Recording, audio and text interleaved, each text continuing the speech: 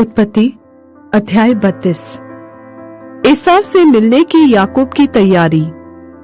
याकूब ने भी अपना मार्ग लिया और परमेश्वर के दूत उसे आ मिले। उनको देखते ही याकूब ने कहा, यह तो परमेश्वर का दल है।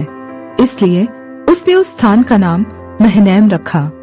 तब याकूब ने सेईर देश में अर्थात एदोम देश में अपने भाई एसाव के पास अपने आगे दूत भेज दिए और उसने उन्हें यह आज्ञा दी, मेरे प्रभु एसाव से यह कहना कि तेरा दास याकूब तुझसे यह कहता है कि मैं लाबान के यहाँ परदेशी होकर अब तक रहा और मेरे पास गाय बैल गधे भेड़ बकरियां और दास दासियां हैं, और मैंने अपने प्रभु के पास इसलिए संदेश भेजा है कि तेरे अनुग्रह की दृष्टि मुझ पर हो।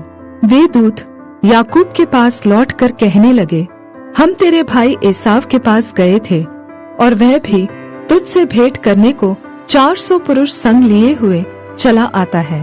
तब याकूब बहुत डर गया और संकट में पड़ा और यह सोचकर अपने साथियों के और भेड़ बकरियों और गाय बैलों और ऊंटों के भी अलग अलग 2 दल कर लिए कि यदि एसाव आकर पहले दल को मारने लगे तो दूसरा दल भागकर बच जाएगा। फिर याकूब ने कहा, हे यहोवा, हे मेरे दादा अब्राहम के परमेश्वर, हे मेरे पिता इसहाक के परमेश्वर, तूने तो मुझसे कहा था कि अपने देश और जन्मभूमि में लौट जा और मैं तेरी भलाई करूंगा।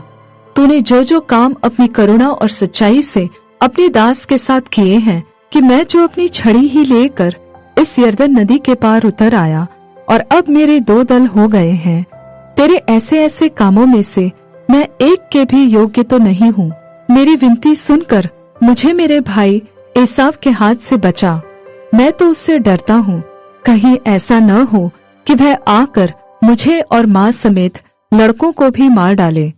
तूने तो कहा है कि मैं निश्चय तेरी भलाई करूंगा और तेरे वंश को समुद्र के रेत कणों के समान बहुत करूंगा, जो बहुतायत के मारे गिने नहीं जा सकते। उसने उस दिन की रात वहीं बिताई और जो कुछ उसके पास था उसमें से अपने भाई एसाव की भेंट के लिए छांट छांट कर निकाला, अर्थात 200 बकरियां और 20 बकरे और 200 भेड़े और 20 मेढ़े और बच्चों समेत दूध देने वाली 30 ऊँटनियां और 40 गायें और 10 बैल और 20 गधियां और उनके 10 बच्चे। इनको उसने झुंड झुंड करके अपने दासों को सौंपकर उनसे कहा, मेरे आगे बढ़ जाओ और झुंडों के बीच बीच में अंतर रखो। फिर उसने अगले झुंड के रखवाले को यह आज्ञा दी, जब मेरा भाई एसाव तुझे मिले और पूछने लगे तू किसका दास है और कहाँ जाता है और ये जो तेरे आगे आगे हैं वे किसके हैं, तब कहना, यह तेरे दास याकूब के हैं। हे मेरे प्रभु एसाव, ये भेंट के लिए तेरे पास भेजे गए हैं और वह आप भी हमारे पीछे पीछे आ रहा है।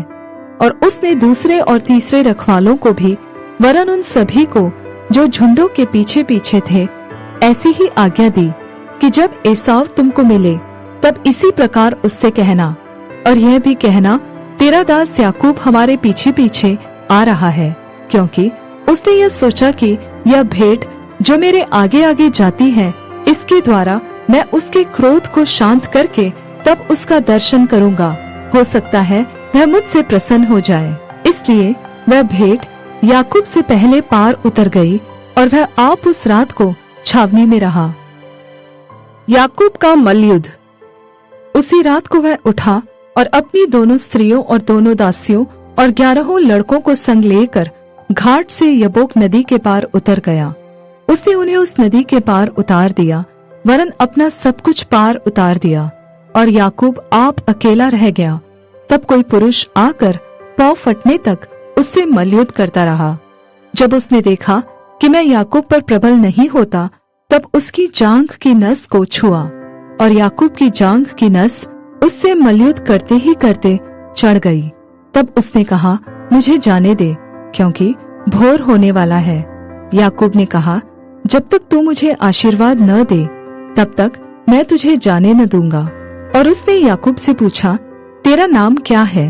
उसने कहा, याकूब। उसने कहा, तेरा नाम अब याकूब नहीं परंतु इस्राएल होगा, क्योंकि तू परमेश्वर से और मनुष्यों से भी युद्ध करके प्रबल हुआ है। याकूब ने कहा, मैं विनती करता हूँ, मुझे अपना नाम बता। उसने कहा, तू मेरा नाम क्यों पूछता है? तब उसने उसको वही आशीर्वाद दिया। तब याकूब ने यह कहकर उस स्थान का नाम पनीएल रखा, परमेश्वर को आमने सामने देखने पर भी मेरा प्राण बच गया है। पनूएल के पास से चलते चलते सूर्य उदय हो गया और वह जांघ से लंगड़ाता था। इजरायली जो पशुओं की जांघ की जोड़ वाले जंघानस को आज के दिन तक नहीं खाते, इसका कारण यही है कि उस पुरुष ने याकूब की जांघ के जोड़ में जंघानस को छुआ था।